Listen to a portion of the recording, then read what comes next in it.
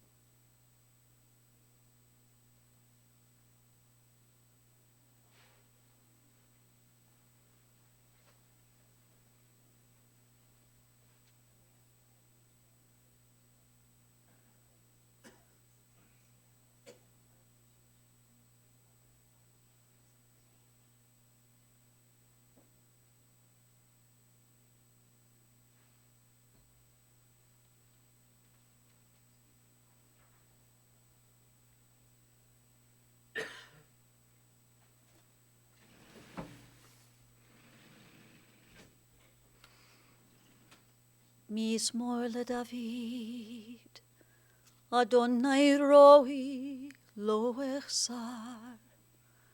Binot eshe yarbit zain yame menuchot yanach aleni. Nafshi yishovev, ינחני ומגלה צדק למען שמו. גם כי הלך בגצל מוות, לא ירא כי אתה עמדי. שבטך ומשענתך המה ינחמוני. תערוך לפני שולחן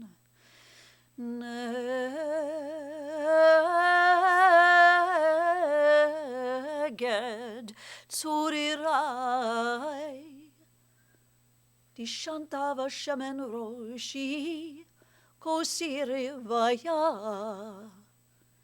אך טוב וחסד ירדיפוני כל ימי חיי. ושבתי בבית אדוני לאורך ימים.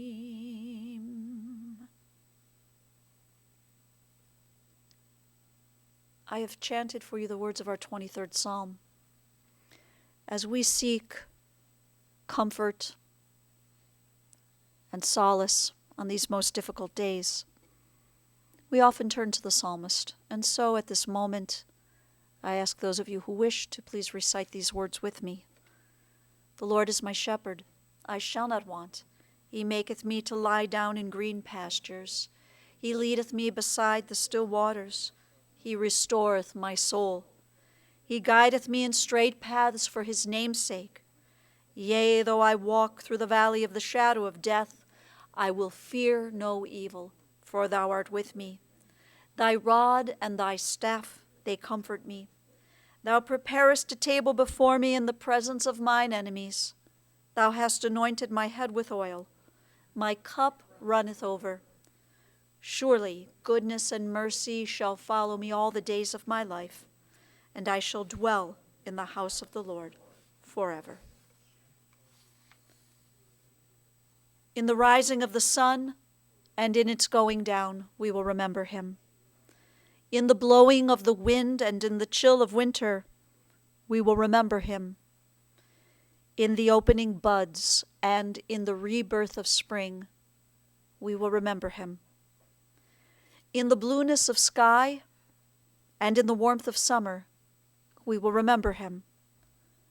In the rustling of leaves and in the beauty of autumn, we will remember him. In the beginning of the year and when it ends, we will remember him.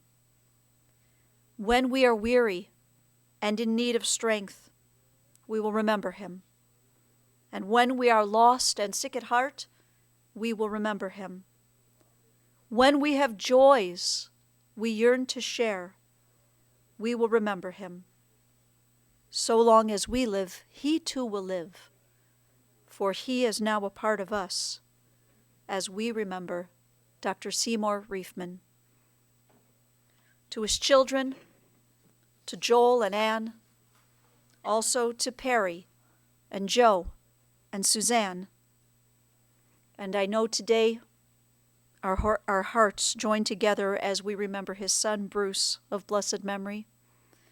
To all the members of the family and to so many dear and cherished friends, we've joined together today to remember, but also to celebrate the life of your beloved Seymour. Our sages in their wisdom have taught us that birth is a beginning and death a destination, and life is a journey, a sacred journey from childhood to maturity and youth to age, from innocence to awareness and ignorance to knowing, from foolishness to discretion and then perhaps to wisdom, from weakness to strength or strength to weakness and often back again, from health to sickness and back we pray to health again, from offense to forgiveness and from loneliness to love, from joy to gratitude, from pain to compassion, from grief to understanding, from fear to faith, from defeat to defeat to defeat, until looking backward or ahead, we see that victory lies not at some high place along the way, but in having made the journey, stage by stage, a sacred pilgrimage. Birth is a beginning and death a destination, and life is a journey, a sacred pilgrimage to life everlasting. Seymour's journey of 90 years began in Mount Clemens, Michigan. He was born in 1929 to his immigrant parents, Joseph and Bessie Reifman. Seymour was the youngest of 3 children. He and his older siblings, his brother Alfred and his sister Louise, both of blessed memory, they all grew up during some of the most challenging times in our nation's history. Seymour's childhood and teen years were quite difficult, and they were filled with great loss and sadness. And we'll be hearing a little bit more about that in just a moment. But at the tender age of 14, Seymour found himself orphaned, and it was at this time he moved from Michigan to Ohio, and soon after was living with Aunt Dorothy and her family. Aunt Dorothy was actually Seymour's second cousin, and she opened her home to Seymour and his sister Louise. Aunt Dorothy's family lived on Victory Drive in Cleveland, and so it was at this time that Seymour began his high school studies at Glenville, where he was a very good student, an athlete, and, I'm told, quite a charmer with the ladies. Upon graduating high school, Seymour went right into the workforce, where he handled a variety of jobs. This young man had a great work ethic, then and throughout his lifetime. And then the Korean War began, and Seymour was called on to serve his country, and so he entered the United States Navy. He served 2 years stateside on an aircraft carrier we believe was the USS Roosevelt. And when he returned home to Cleveland, Seymour attended John Carroll University on the GI Bill. At one point during this period of his life, he agreed to go on a blind date, a double date. And it was at this important moment he met his soulmate, Janice Golden. A courtship ensued, and love blossomed, and Seymour and Janet married on August 21st, 1955 at the Tudor Arms Hotel with Rabbi Brickner officiating. Meeting and falling in love with Janice was, of course, among Seymour's greatest blessings. And meeting Janice's father, Dr. Martin Golden, was also a great blessing for Seymour. Dr. Golden was the first oral surgeon in the state of Ohio. He was also the first in his field known to accept patients of color. And Dr. Golden had a strong and profound impact on the life and future career of Seymour Reifman. And Seymour was so moved to continue his studies pursuing dentistry at Case Western Reserve University's School of Dentistry. Joel and Ann, in your parents' 33 years of marriage, the two of you were really blessed to see parents who were truly a loving couple. Your Bruce brother as well saw this. Together, your mom and dad enjoyed life. They enjoyed their 3 kids. They enjoyed great friends. They bowled together. They played tennis together. They loved going out to dinner with friends, and they loved entertaining family and friends at their home. And your mom and dad traveled and visited wonderful places, including Hawaii and Mexico and Europe. On the occasion of their 30th wedding anniversary, you both recalled a wonderful family trip to Jackson Hole, Wyoming. Your mom and dad were also quite active with the Alpha Omega Dental Fraternity. Your father, for a period of time, served as its president. And your mom even served as the president of that ladies' auxiliary. And while this fraternity was career-focused, it really provided wonderful social moments for them. They had great friends from this group as well. And then, sadly and suddenly, with your mother's diagnosis, and with her many years of battling cancer, your father rose up in a different way. He was always at her side. He was supportive. He was her protector. And during this difficult time, he tried to be your protector as well. Her passing left a tremendous and irreplaceable void. But somehow your dad found the strength to continue and to move forward and, in his own special way, to stay positive. Seymour's positivity found its way to everyone who knew him. Family, friends, patients, colleagues. As the two of you shared with me, people loved him. They were inspired by him.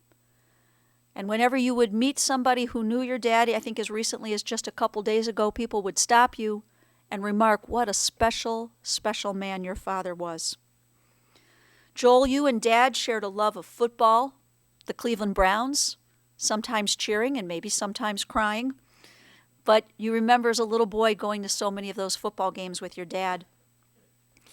And Joel, you and Dad also shared a passion for history and cars and maybe even desserts. And you and Dad had a shared love for horses.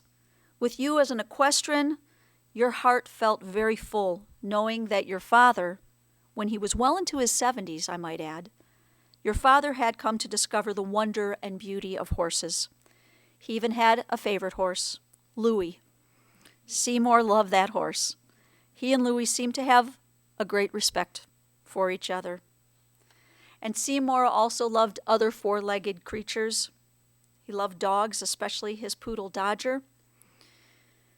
And Anne and Joel, you both remarked that your dad was sharp, up until the very end, up until his last breath. He read the New York Times on his iPad daily. He was tech-savvy. He had his own Amazon account and was a regular at the Apple Store's Genius Bar. When they saw him coming, they knew who he was. And Perry, when we met the other day and sat and talked, you really summed it up beautifully when you shared that Seymour was a man that you saw with a great work ethic and who lived a life filled with positivity. Perry also said that Seymour and Janice raised 3 wonderful children. Perry, you see in Joel and Anne and the stories you've heard about Bruce, you know that these 3 children were good people, that they have solid values, and you know that they've grown up to be kind and caring humans. We do know that Anne and Joel to be that way, and we know that Bruce was that way as well. You stated so well, Perry, that one can only surmise the children are a continuation of the good qualities that stem from the parents. And so Janice, and especially Seymour, as we remember him today, we can say that they both were good people who led by example. Seymour was blessed with so many dear friends, many of you here today. He was also blessed with a very special friend, and I just want to mention Charlotte Gould, his friend, his companion, his girlfriend of the last 3 years.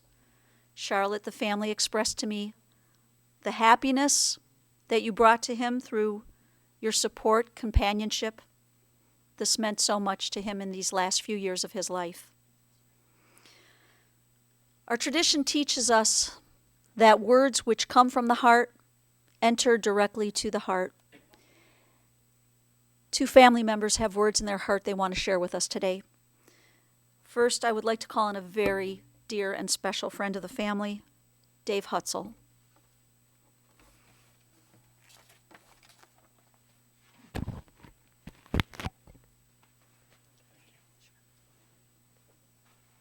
Good afternoon. My name is Dave Hutzel. I'm a physician and I live in Erie, Pennsylvania. I grew up on a small farm in Ohio and was a real goofball as a kid. I was into sports, cars, chasing girls, and had to pull some strings for me to get into John Carroll. And I met Uncle Seymour through my aunt, Joan, and he sat down with me in 1988 and saw that I liked people, I liked science, and I was naturally drawn towards biology. And he really spoke to me and really took time to really mentor me to grow up, mature, study hard, and to do my best and to think about being a physician. And initially I scoffed and said, what's wrong with being a nurse or being a physical therapist? And he said, there's nothing wrong with that, but aim as high as you can. And Seymour mentored me while I was at John Carroll, and I graduated from Case Western Reserve School of Medicine with honors, and have gone on to have a very successful career in medicine in the Navy. And I'm the head of a very successful, thriving internal medicine practice in Erie. We have 8 physicians, and we take care of about 10,000 patients, both the poor and underserved, as well as the wealthy in Erie. And all along in my career, Seymour has been a mentor to me during John Carroll, during Case Western, periodically when I would come back to the United States from the military, and eventually settling down with my wife and 3 kids. Over the last few years, Seymour's been to our house several times. He was kind enough to give us his beloved dog, Dodger, which we really enjoy. Charlotte and Seymour came up numerous times, and he continues to mentor me and has given me guidance regarding dealing with contracts, dealing with hospitals, how to deal with partners. And I attribute a lot of my success as a physician to Seymour. I don't mean to be melodramatic, but I'll be very clear on this point. On my deathbed, Seymour will be one of the few people that I will think about. He was a major impact in my life. My life could have taken a very different turn. I clearly could have been a real goofball at John Carroll, but this man believed in me, guided me, and I'm grateful. I have a very successful career. I've been married for 25 years. I got 3 great kids. So again, I'm very appreciative for his influence on my life.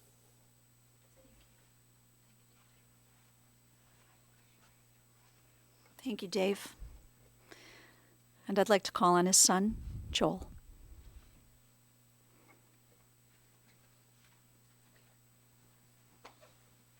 Thank you, Kathy. And thank you, Dave. That was really beautiful. And I know that Dad valued his very close friendship with you and considered you family and was very, very proud of all your success. And also, Charlotte, thank you so much for providing Dad with such wonderful companionship in the last years of his life. He loved you very much. And what I'd like to do a little bit is just add a little color commentary to what Kathy had mentioned. Because my dad was born in an inauspicious time and place.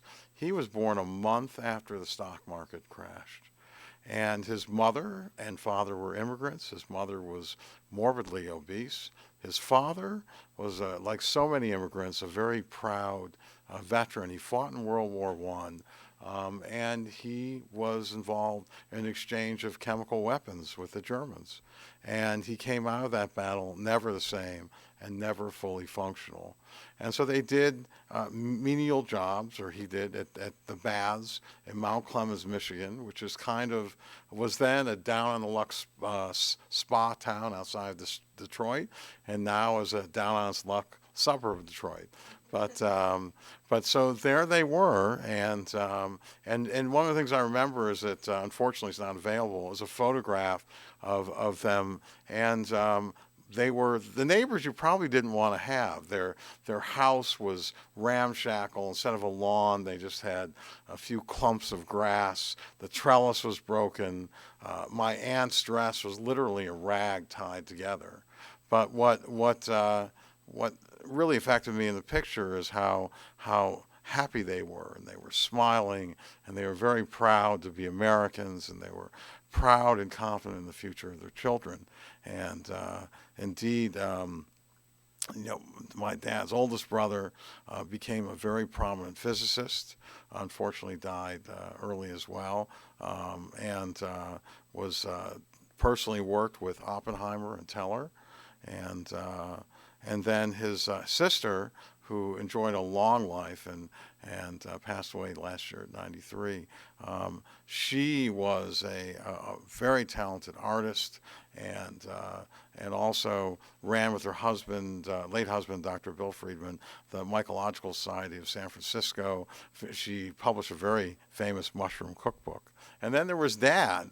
And Dad, was kind of carefree, because here's somebody whose mother died when he was 5. His father died when he was 14. The stepmother sent them away, but fortunately they had a woman called Tante Annie, his mother's oldest sister, who ran the boarding house and ran it in true, Austro-Hungarian fashion, like a very tight ship. And she said these children are not going to an orphanage, and sent them to Cleveland to visit with their aunt. And they were already in a very small house with Doris's 2 boys as well. And so my dad kind of wandered. He was a playground instructor. He also worked at the, I believe it was the Euclid Avenue plant that no longer exists, the GM plant. And he stapled upholstery into Buicks. And he remembered telling me about the difference of quality between the Chevrolet, the Buick, and the Cadillac, because there was a different level of care for all of them. And so then, very proudly, he was a Navy veteran, and he had a deep and abiding love for this country. And so it was really, what I remember is just the positivity. And just 2 things, I'd like to share, because his early childhood could have scarred him for life. And what he did is he was always positive and always very cool. One of the things I remember is I was working in his office one summer, and he had a patient who had no allergies to medicine, and the patient started going into arrest and was really in crisis. And his wife was very panicked and literally tried to crawl through the receptionist window. And my dad was very cool, and he went with his patient to the ambulance, to the hospital, and that person was saved, even though it was a really dire allergic reaction to, I believe it was anesthesia. And then he always, he always said you have to have confidence in yourself.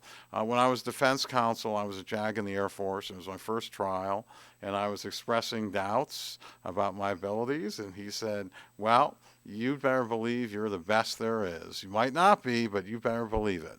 And so that was very inspiring to me, and so I did believe it. I had kind of, even though I was me in the courtroom, I had a slightly more elegant persona as well that I combined with me, and it worked fairly well. And so I just, I'm very grateful. He was a wonderful father to both, to Ann, to Bruce, and to me, and to our spouses, and I'm very, very lucky, and I will miss him. I know he was sad after Bangladesh. I wasn't coming home, but I was very touched because he researched about Hyderabad and knew all about it. That it was a high-tech city, and pulled some of the newspaper articles about me. And so, again, very, very touched, and I'll miss him. And I'm very grateful for all of you for coming out and honoring him. I know he'd be very honored. And, he will always be in our hearts and in our memories. So in that case, he won't die. And I'm grateful that when he did pass away, it was very peaceful, and he was surrounded by people he loved. So thank you very much.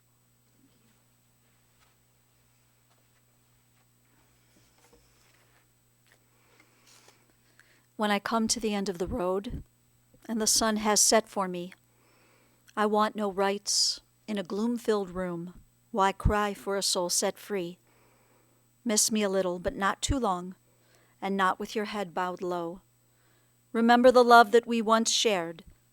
Miss me, but let me go. For this is a journey we all must take, and each must go alone. It's all a part of the Master's plan, a step on the road to home. When you are lonely and sick at heart, go to the friends we knew, and bury your sorrows in doing good deeds. Miss me, but let me go.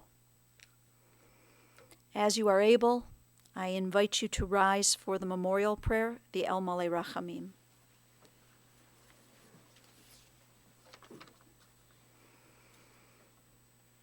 El Malei Rachamim, shochen במרומים, המשימנוך הנכונה, תחת כנפיך השכינה, במעלות קדושים וטהורים כזוהר הרקיע מזהירים, את נשמת שמואל בן יוסף ובסי, שהלך לעולמו בגן עדן, תהא מנוחתו. ענה בה הרחמים אסתירהו, בסתר כנפיך לעולמים, ותצרור בצרורך ימת נשמתו. אדוני הוא נחלתו, וינוח בשלום, המשכבו, ונאמר, Amen. O merciful God, who dwells on high, who is full of compassion, grant perfect rest beneath the shelter of your divine presence among the holy and pure, who shine as the brightness of the firmament. To our dear departed Dr. Seymour Reifman, who has gone now to his eternal home, may his soul be bound up in the bonds of eternal life. Grant that his memory inspire all of us to noble and consecrated living. And to this we can say, Amen. Please be seated. Friends, I'd like to share with you that we will be processing to the Hillcrest Cemetery Mausoleum. Following the entombment, the family will receive visitors at Landerhaven, and I believe visitation will be until 6 p.m. this evening.